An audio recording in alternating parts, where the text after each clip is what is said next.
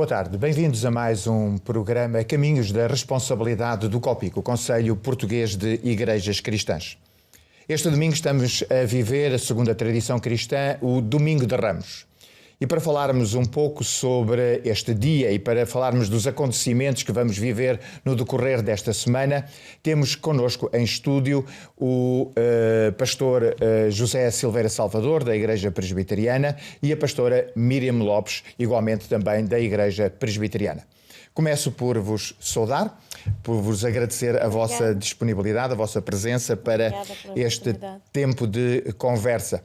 Nós vamos hoje iniciar aquela que é a semana mais importante de toda a cristandade, aquela que dá sentido, no fundo, e origem à própria fé cristã. E hoje nós estamos a celebrar o Domingo de Ramos. E eu creio que seria interessante nós começarmos, e começo pelo pastor José Salvador, por nós contextualizarmos um bocadinho historicamente o que é o Domingo de Ramos. Porque nós conhecemos, ouvimos falar do Domingo de Ramos, o que é que verdadeiramente e historicamente aconteceu no Domingo de Ramos? Boa tarde a todos, é um prazer estar aqui mais uma vez para partilhar alguns pensamentos sobre a Páscoa e tudo aquilo que diz respeito a esse momento decisivo na história da Igreja. Pois o Domingo de Ramos é o domingo em que a Igreja cristã em todo o mundo recorda e celebra o momento em que Jesus Cristo entrou em Jerusalém no tempo da Páscoa e da maneira como ele entrou. Né? O Evangelho descreve-nos esse momento, dizendo que Jesus Cristo, numa determinada altura, disse aos seus discípulos ide a um determinado lugar para uma certa pessoa, porque há lá um jumento, ide buscá-lo. E se vos interrogarem sobre o que é que estáis a fazer, direis à pessoa que o Senhor precisa dele. E foi isso que aconteceu, e portanto os discípulos foram interrogados, disseram as palavras que Jesus Cristo tinha dito para eles pronunciarem, trouxeram o jumento e Jesus colocou-se sobre o jumento, ou foi colocado sobre o jumento com as vestes dos discípulos e deu entrada em Jerusalém com manifestações de júbilo, de alegria e de louvor, em que as pessoas que acompanhavam diziam glória a Deus nas alturas, bendito o Rei que vem em nome do Senhor, ou bendito o que vem em nome do Senhor. E portanto, esse é o momento que nós celebramos e se calhar... Conhecida como a entrada triunfal. Exatamente, conhecida como a entrada triunfal, que é um título paradoxal, não é? Porque realmente as entradas triunfais eram feitas pelos grandes imperadores ou pelos grandes generais, vencedores de grandes batalhas, e essa entrada era feita em carros de combate, em cavalos de guerra, e eram seguidos pelas suas tropas vencedoras e pelos despojos das suas vitórias, enquanto que na entrada de Jesus Cristo há alguma aclamação, sem dúvida nenhuma, mas não há todos os efeitos e todos os adereços dessas grandes entradas. E há mesmo um paradoxo, não é? Entre aquilo que as pessoas aclamavam, diziam aclamando, e aquilo que os seus olhos contemplavam, não é? Porque não era visível. Não era visível que uma grande pessoa, uma pessoa importante, uma pessoa que é vista como alguém que vai ter acesso ao poder e ao domínio, apareça montada num jumento, claro. Que é um animal de paz, é pacífico, é símbolo de paz e de comunhão e de encontro entre as pessoas, na linha, aliás, da ideia messiânica que vem do Antigo Testamento e na linha da profecia de Zacarias, que precisamente fala da entrada do enviado de Deus montado num jumento na sua chegada a Jerusalém. Pastora Miriam, isso significa que, sendo, obviamente, os relatos dos Evangelhos, tendo também uma dimensão histórica, eles são muito mais do que história, são pedagogia, são teologia, são revelação. São catequese. Significa que esse contraste que o pastor José Salvador estava a falar, esse paradoxo, ele é intencional e ele pretende dizer alguma coisa sobre aquele que vem. Sem dúvida. Esses sinais de uma entrada triunfal, mas ao modo daquele que vem em paz para libertar o seu povo, não é? Da sua opressão. Isso tudo é intencional a partir do próprio Jesus, que prepara cuidadosamente todos esses sinais, todos esses símbolos, que acabam por permitir que quem assiste à cena e imediatamente coloque este que vem como aquele que estava anunciado que havia de vir em nome de Deus para realmente libertar e transformar a forma de vida do povo, da religião e nomeadamente também da opressão do Império Romano.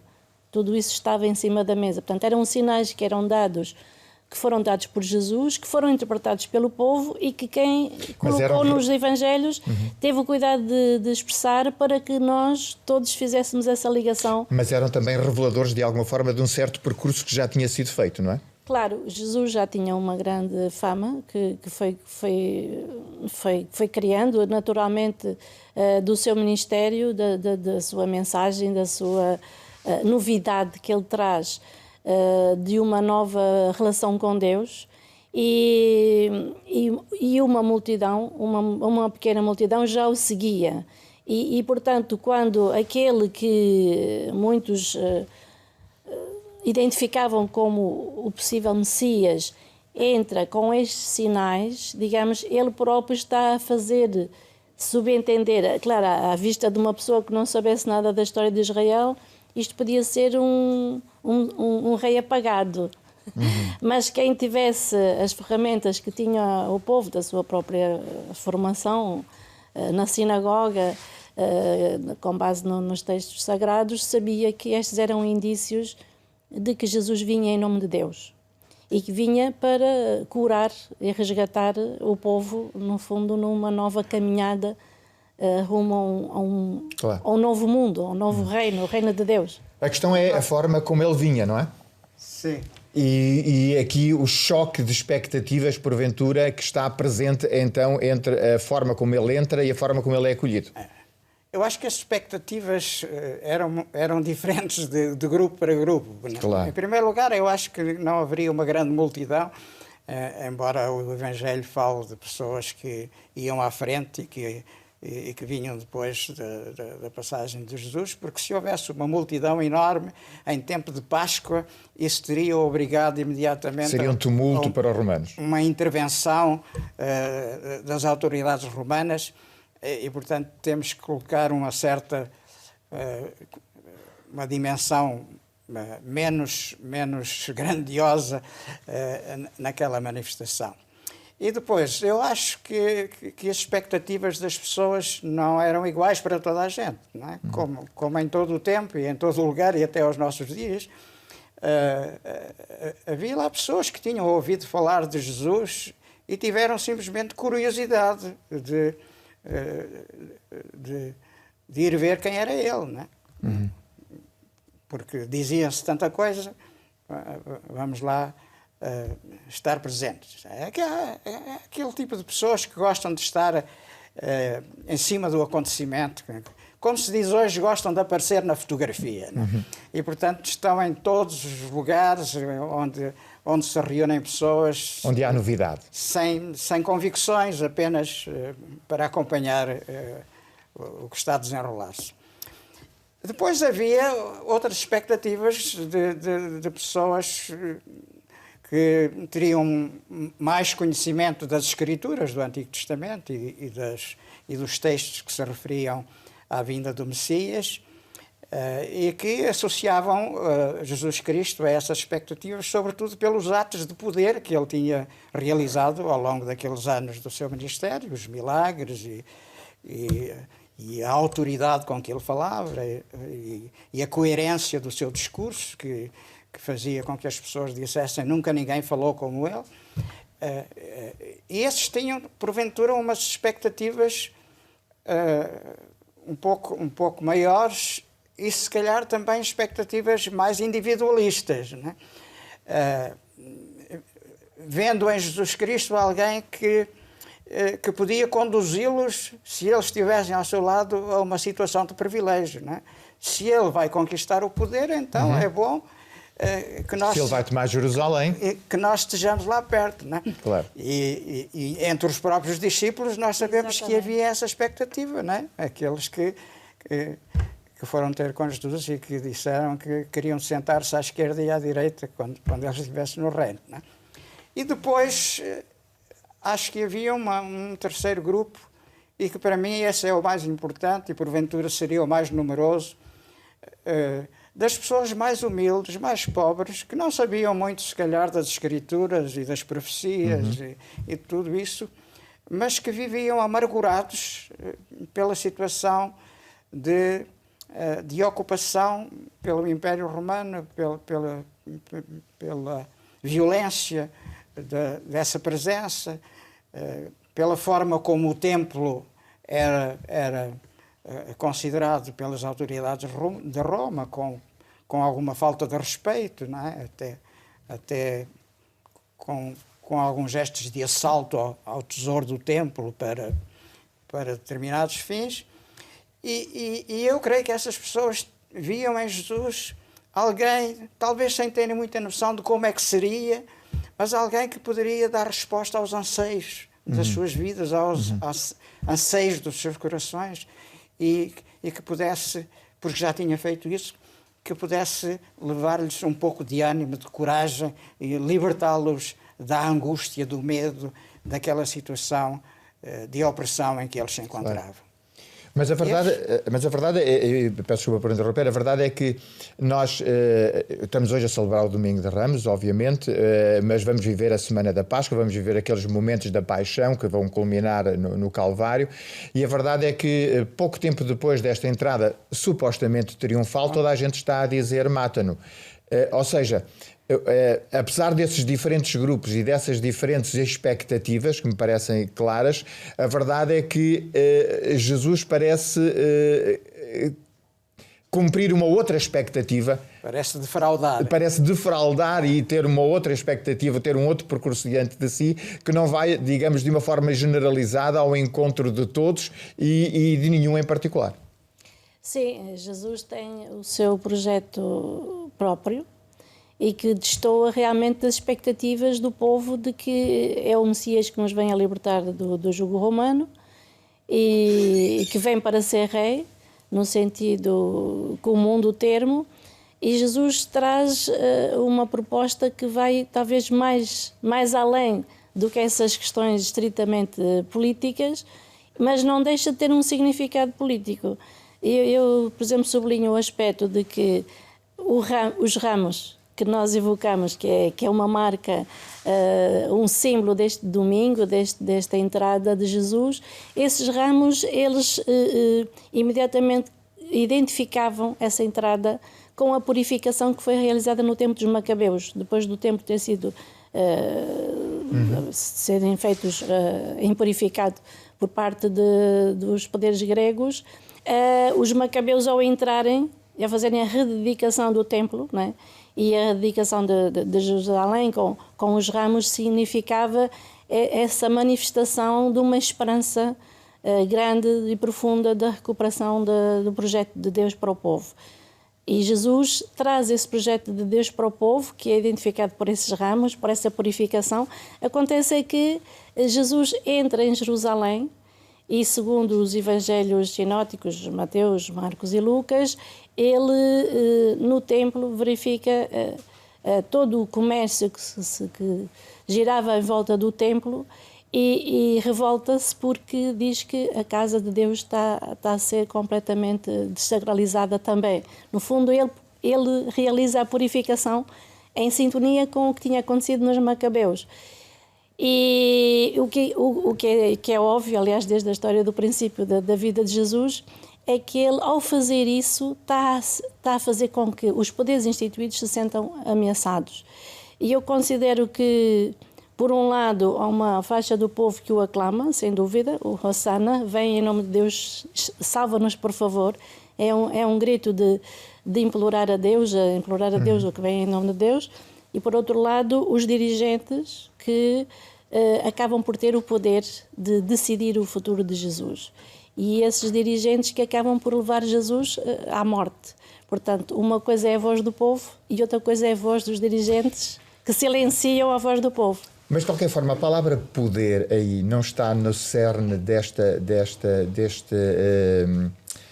choque de expectativas? A palavra poder. É evidente que aqueles que, no fundo, foram responsáveis por levar a Jesus Cristo a julgamento e a condenação, sentiam-se ameaçados, não porque tivessem a ideia de que Jesus Cristo ia organizar um grupo armado. Não temos notícia, por exemplo, de Jesus ter feito alguma vez alguma aproximação ao grupo dos Zelotes, que era um grupo... Um braço armado na Palestina. Um braço armado da Palestina, que tentava, pela força das armas, com armadilhas, digamos, às tropas, manter viva a ideia da independência, da recuperação da independência. Jesus não há notícia de alguma vez ter aproximado disso. Ele proclamava um outro reino, que não era o reino de David, porque, no fundo, a aclamação que foi feita no domingo, que nós agora chamamos de Ramos, era a aclamação ao rei do reino de David, que viria para estabelecer outra vez a glória e o poder do tempo de David e Salomão. Exatamente. Que são os tempos-chaves da história de Israel. E aqueles que, porventura, promoveram a mudança de atitude de todos aqueles que agora o aclamavam e que eventualmente terão participado depois diante de Pilatos na reivindicação de que ele seja crucificado, fizeram-no certamente, uns porque sentiam o seu poder ameaçado, não pela força de um exército, mas porque ele vinha pôr em questão o poder do templo, o poder da religião, transformada não num canal libertador das pessoas, mas quase numa escravatura que a lei impunha ao povo de Israel. E aqueles que tinham a expectativa de vir poder ser associados a esse movimento de poder em que ele, como homem poderoso, se faria rodear de outros poderosos, sentiam desiludidos ao verem que tudo se encaminhava numa direção completamente diferente, porque afinal de contas ele tinha-se deixado aprisionar, isto já depois, né? Tinha-se deixado sem reagir, sem protestar, sem clamar porque deixassem que ele seguisse o seu caminho. E essa desilusão, naturalmente, não é diferente das muitas desilusões que nós hoje encontramos. E essa é a questão que eu queria colocar, porque sendo, como referiu, obviamente, os Evangelhos também uma catequese para todo o tempo da Igreja, no fundo ela não refere apenas, digamos, historicamente aquilo que foi um choque de expectativas naquele contexto, mas será o choque de expectativas em todos os tempos. Exatamente. As nossas hoje, como aproximamos-nos de Jesus, porquê? Não é? Somos aqueles que querem estar para a fotografia, somos aqueles que procuram a Igreja como um instrumento de afirmação da sua pessoa ou o desejo de alcançar notoriedade e mesmo domínio sobre outras pessoas, ou aproximamos-nos dele claro, com o sentimento de que ele realmente não veio para criar essas expectativas de poder e riqueza e honra, mas veio chamar-nos a seguir o seu próprio caminho. E o seu próprio caminho, ele disse-o várias vezes: quem quiser ser meu discípulo, negue-se a si mesmo. E toma a sua cruz. Toma a sua cruz e siga-me, que era alguma coisa que era escandaloso e inaceitável para claro. as autoridades de Israel. E essa é a questão que nós ainda temos que abordar no tempo que nos resta, porque obviamente quando nós entramos neste Domingo dos Ramos em Jerusalém, nós não podemos perder, no decorrer da semana que vamos viver, não podemos perder de vista a cruz. E no fundo toda aquela entrada vem para um triunfo, mas que é um triunfo escandaloso, nas palavras de Paulo, absolutamente chocante, que é a glória da cruz. A cruz é escândalo e loucura. Escândalo e loucura. E aí nessa cruz, claramente, ele consolida aquilo que é o seu projeto, o seu desafio de projeto de vida para cada um de nós. Claro que o Jesus tem a plena convicção de que ele, ao entrar em Jerusalém e com os poderes a sentirem-se ameaçados, ele vai, digamos, entrar no ninho de vespas, não é? E, portanto, o que lhe vai acontecer é que a hostilidade que ele foi enfrentando ao longo do seu ministério, que está relatado nos Evangelhos, vai chegar ao seu culminar. Então, os poderes que têm, poder sobre vida e morte sobre ele, poder de o lapidar ou de o entregar ao procurador romano, vão agir para evitar que o mal, entre aspas, que ele traz, de uma nova forma de religião, de uma forma de acesso a Deus, possa pôr em causa, lá está, a sua subsistência como poder instituído. Jesus acaba por ser para nós hoje também essa luz na escuridão, de nós vermos que Deus nos chama a escolher entre a vida e a morte, e Jesus traz o projeto de vida, como era projeto de vida a saída do povo do Egito, como era projeto de vida o regresso do cativeiro da Babilónia, e Jesus traz-nos esse projeto de vida que implica uma transformação do ser humano na sua relação com Deus, na sua relação com o próximo e na sua relação consigo próprio.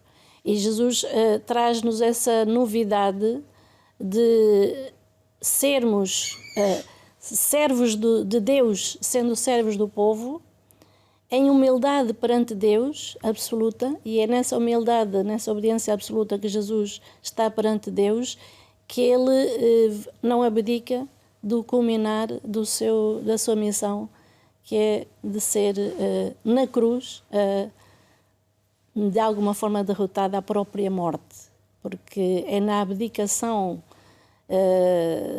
de tudo o que é humano, que é a nossa vida, que Jesus expressa o seu amor e a sua confiança absoluta em Deus.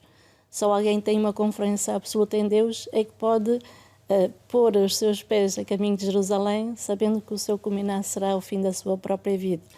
E com isso ele também nos inspira a vermos o ministério do discípulo ou da discípula de Jesus como aquele que não abdica de nada, mas que humilde perante Deus, serve o povo e com isso espalha a semente da vida, que foi o que o Senhor Jesus fez para todos. Nós estamos a chegar praticamente ao fim. Em poucas palavras, Pastor José Salvador, a cruz é obviamente o centro, é, digamos, aquele lugar onde qualquer cristão tem que dirigir o seu olhar, porque é a partir dali que nós percebemos a verdadeira identidade de Deus.